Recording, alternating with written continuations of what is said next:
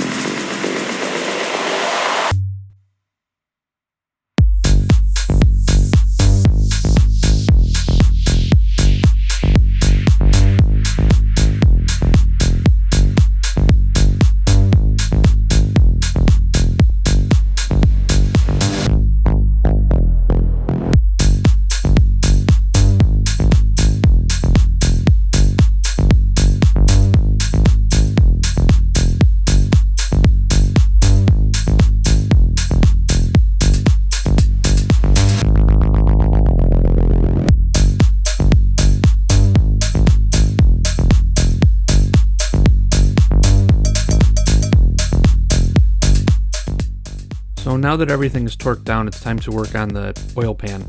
The oil pan obviously is covered in a lot of old gasket, so I'm going through and just basically removing the gasket to ensure that I have a really clean surface to work from. The big thing here is do not use anything metal.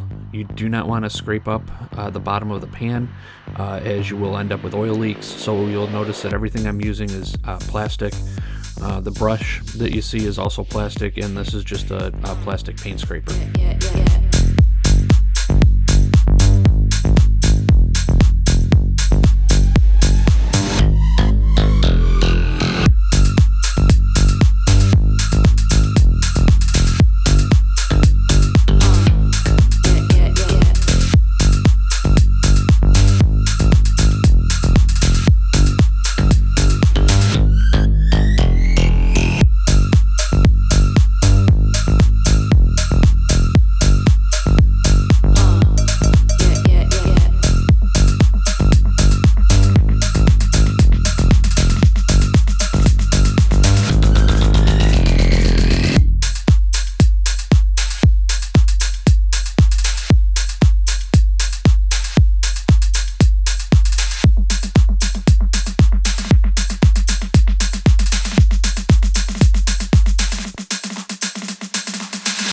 Now that the oil pan's prepped, it's really time to take care of that dent.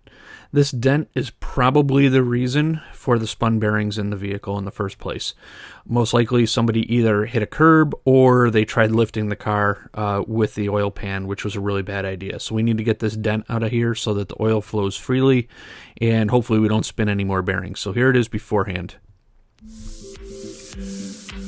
basically what you're going to see me do is take a couple of screwdrivers that have a rounded bottom on them, and I'm kind of using them to form or reform the bottom of the oil pan, just gently hitting it with a hammer. Probably not the best use of my tools in the world, but I couldn't come up with a better way to do it. You'll notice that I've got it set on some wood that was to keep it from scraping up the metal on the floor, and basically give it a little bit of a prop so that I could actually bang that dent out.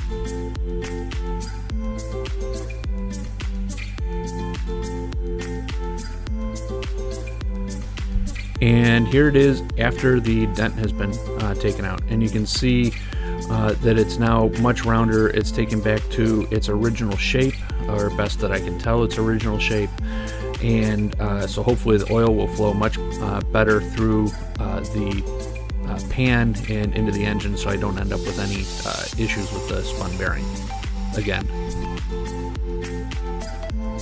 And at this point, I'm just going to go through and take all of the rust off of the oil pan.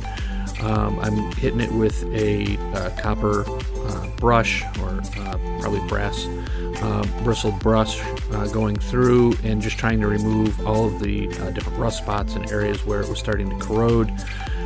And once I'm done with that, I'm going to treat it with some rust protectant, and then what's not filmed is I go through and actually put a good couple coats of Rust-Oleum on it to try and help it, keep it good going forward.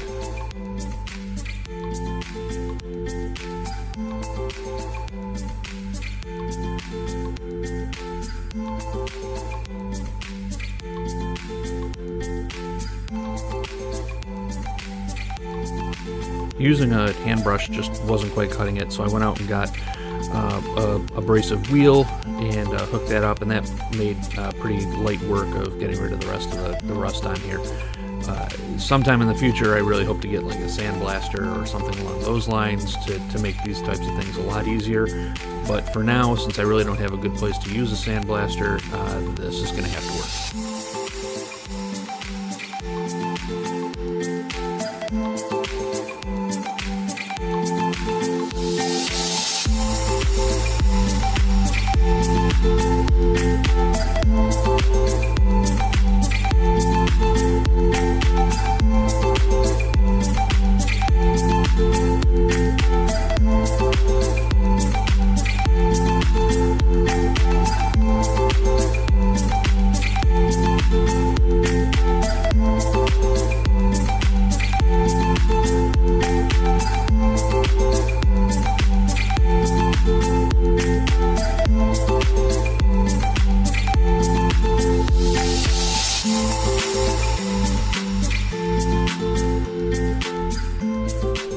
Time to put the oil pan on.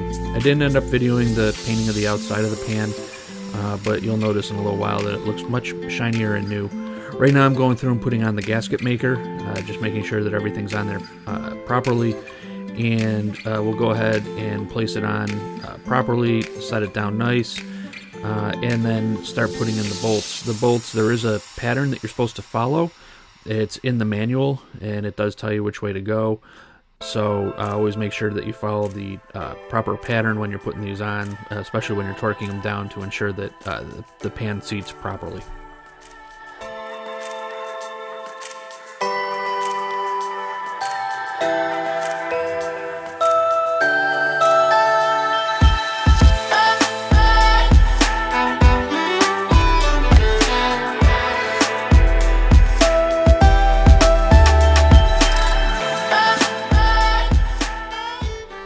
The instructions for this gasket maker basically said to tighten everything down hand tight and then wait 45 minutes before going through and actually torquing down all of the bolts to their proper specs. So that's what you end up seeing me do here, is I've waited the proper time, and now I'm actually following the pattern in the book to go through and torque these things down.